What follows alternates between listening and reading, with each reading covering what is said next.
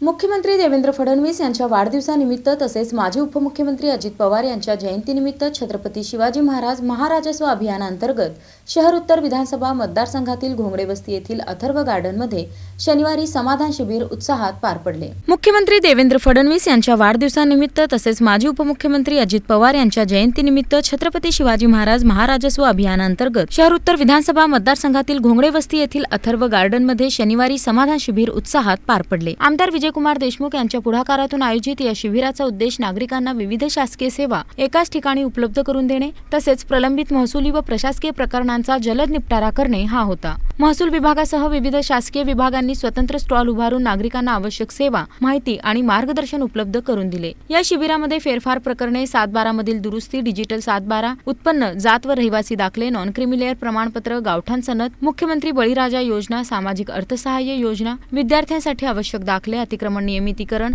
जिवंत 7/12, जन्म मृत्यू आदेश, सिंधी विशेष अभय योजना तसेच नोंदणी शुल्कासंदर्भातील मार्गदर्शन अशा विविध सेवांसाठी स्वतंत्र व्यवस्था करण्यात आली होती।